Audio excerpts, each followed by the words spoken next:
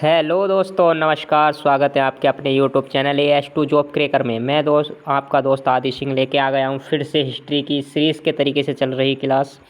दोस्तों, आज जो हमारी क्लास होने वाली है बेहतरीन क्लास होने वाली है, जो कि दक्षिण भारत के जो शासक हुए हैं, जैसा कि चोल हुआ, चालुक्य हुआ, पल्लव हुआ एवं संगम युग, इनसे संबंधित प्रश्नोत्तरों की क्लास रहेगी। दोस्तों, उम्मीद करता हूँ आप सभी अपनी परीक्षा की तैयारी अच्छे तरीके से कर रहे होंगे तथा आपका स्वास्थ्य भी ठीक होगा। और एक बार फिर से बता देता हूँ कि आप लैपटॉप की कुछ कमी के कारण हम आपके पास ये क्लासेस रेगुलरली नहीं दे पाए 2-4 दिन।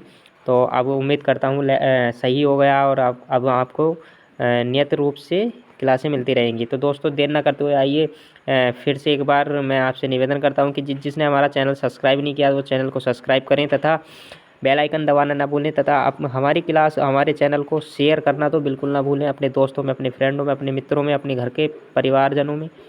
और दोस्तों, ऐसी क्लास ऐसे प्रश्नोत्तरी कहीं नहीं मिलेगी। एक एक प्रश्न कम से कम 5-5 6-6 बार पूछा गया है दोस्तों। तो आइए देर ना करते हुए शुरुआत कर लेते हैं अपने पहले क्वेश्चन से, जो कि पहला क्वेश्चन आपका हिस्ट्री से। हिस्ट्री देखिए, पहला क्वेश्चन है, 9वीं शताब्दी में निम्नलिखित में से किसके द्वारा चोल साम्राज्य की नींव डाली गई? 9वीं शताब्दी में निम्नलिखित में से किसके द्वारा चोल साम्राज्य की नींव डाली गई? तो भाई साहब, चोल साम्राज्य की नींव किसके द्वारा डाली गई थी? तो वो डाली गई थी विजयालय के। किसके द्वारा? विजयालय के। और आपको बता देता हूँ, यानी कि पहले का C option is right option, पहले का C option is right option. ठीक है दोस्तों, आइए चलते हैं इसके थोड़े से मैं बता देता हूँ व्याख्या। चोल साम्राज्य की स्थापना जो की थी विजयालय ने की थी। ठीक है दोस्तों, जो आरंभ में पल्लवों का एक सामंती सरदार होता था। ये जो विजयालय था ये पल्लवों का एक सामंती सरदार हुआ करता था पहले। उसने 850 में तंजौर, जो कि वर्तमान में तंजावुर, अपने अधिकार में कर लिया। जब 850 में इसने अपने अधिकार में कर लिया भाई साहब, तो और इनका पल्लवों का और पांड्यों का संघर्ष रहता था इनका हर समय। तो उसी के बीच में इसने भैया अपना मौका मार दिया और उसी समय इसने चोल साम्राज्य की नींव डाल दी। ठीक है दोस्तों, यानी कि पहले का C option is right option. आइए चलते हैं क्वेश्चन नंबर 2 की ओर। आंसर 2 का क्वेश्चन कहता है, चोल वंश का संस्थापक कौन है? चोल वंश का संस्थापक विजयालय था। विजयालय, यानी 2 का A option is right option. 2 का A option is right option. ठीक है दोस्तों, आइए चलते हैं क्वेश्चन नंबर 3 की ओर। क्वेश्चन नंबर 3 कहता है, निम्नलिखित में से किस मंदिर परिसर में एक भारी भरकम नंदी की मूर्ति है जिसे भारत की विशालतम नंदी मूर्ति माना जाता है? यानी कि भाई साहब, सबसे बड़ी नंदी की मूर्ति और सबसे भारी नंदी की मूर्ति कहाँ पे है और भारत की सबसे बड़ी नंदी की मूर्ति मानी जाती है? ठीक है, तो वो कहाँ पे है दोस्तों? सबसे बड़ी नंदी की मूर्ति तो वो है बृहदीश्वर मंदिर। बृहदीश्वर, यानी कि 3 का ए आंसर, यानी 3 का ए आंसर। ठीक है दोस्तों, आइए चलते हैं क्वेश्चन नंबर 4 की ओर। 4 कहता है, तंजावुर का बृहदीश्वर मंदिर निर्मित हुआ था। तंजावुर का बृहदीश्वर मंदिर निर्मित हुआ था शासनकाल में चोल सम्राट किसके शासनकाल? ऐसा कौन चोल शासक था जिसके निर्मित हुआ था? तो किसके शासनकाल में निर्मित हुआ था? तो वो हुआ था राजराज प्रथम के। किसके शासन में? राजराज प्रथम के, यानी कि 4 का B option is right option. 4 का B option is right option. ठीक है, आइए चलते हैं क्वेश्चन नंबर 5 की ओर। क्वेश्चन नंबर 5 कहता है, चोलों का राज्य किस क्षेत्र में फैला था? चोलों का राज्य किस क्षेत्र में फैला था?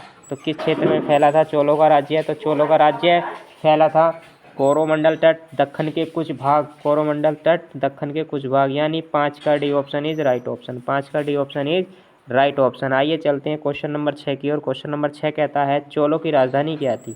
चोलों की राजधानी क्या थी? तो दोस्तों, वेरी वेरी इंपॉर्टेंट क्वेश्चन है, इसे अपनी कॉपी में लिखते रहेंगे। 5 स्टार का क्वेश्चन है। ठीक है, 5 स्टार का क्वेश्चन है। आइए, तो चोलों की राजधानी क्या थी? तो चोलों की राजधानी थी तंजौर। कहाँ थी? तंजौर, यानी D option is right option. Tanjore, D option is right option. चलिए 7वां क्वेश्चन चलते हैं। 7 क्वेश्चन कहता है, निम्नलिखित में से कौन चोल प्रशासन की विशेषता थी? यानी जो नीचे 4 ऑप्शन दिए गए हैं दोस्तों, इसमें चोल प्रशासन की क्या विशेषता बेस्ट थी? तो क्या विशेषता बेस्ट थी तो बताएंगे। तो इसमें सबसे बढ़िया जो विशेषता थी इनकी, जो ग्राम प्रशासन की स्वायत्तता थी ना, वो सबसे बेस्ट थी ग्राम प्रशासन की।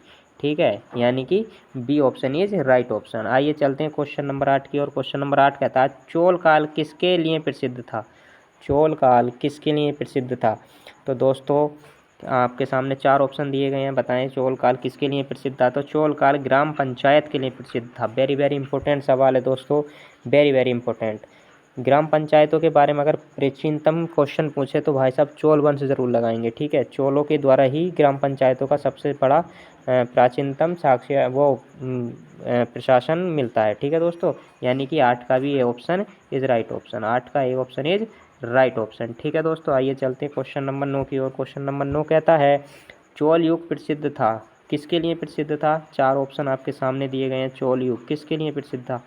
तो भाई साहब वो ग्रामीण सभाओं के लिए। किसके लिए? ग्रामीण सभाएं के लिए, यानी कि जिसके लिए प्रसिद्ध था वो ग्रामीण सभाएं थी, ठीक है, ग्रामीणों के लिए, ठीक है।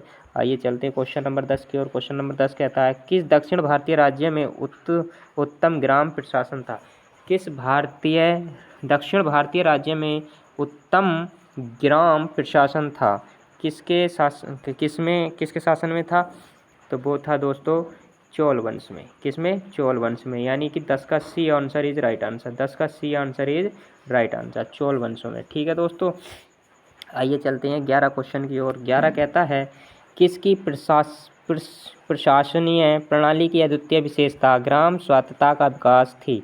यानी कि किसकी ऐसी प्रणाली थी जो ग्राम विकास के लिए एक कारगर साबित हुई थी, एक बनाई गई थी, तो किसकी थी?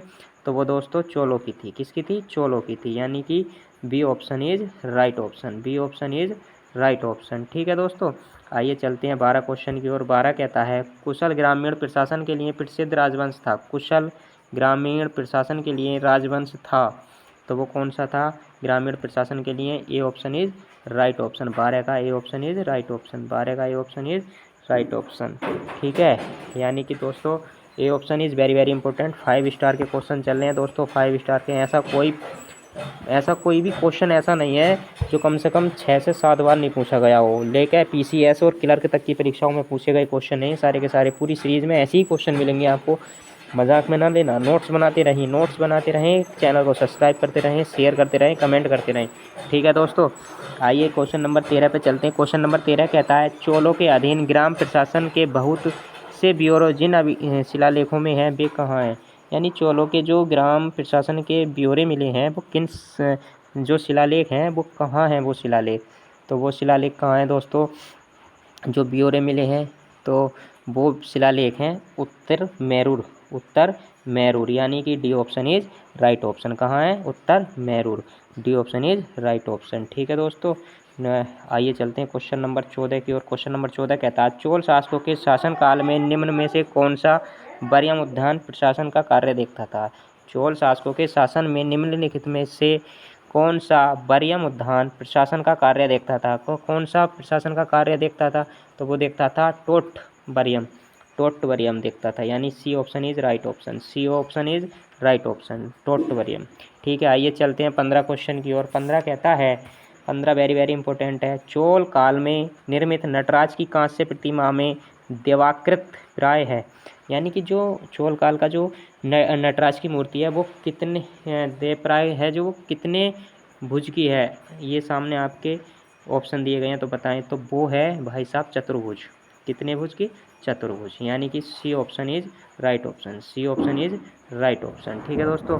उम्मीद करता हूँ आपको हमारी क्लास अच्छी लगी होगी दोस्तों। अगर हमारी क्लास अच्छी लगी हो तो लाइक करें, शेयर करें, कमेंट करें, और दोस्तों सब्सक्राइब करना तो भूलें ही नहीं दोस्तों। ऐसे ही क्लासों को पढ़ने के लिए हमारे चैनल को सब्सक्राइब करते रहें और शेयर करते रहें और पढ़ते रहें, और रोज़ 1-2 वीडियो आती रहेंगी हर एक सब्जेक्ट की, एक वीडियो हर सब्जेक्ट की मिलेगी आपको, ठीक है दोस्तों। बहुत जल्दी से जल्दी बस आपका सहयोग चाहिए, और ठीक है दोस्तों। जय हिंद, जय भारत।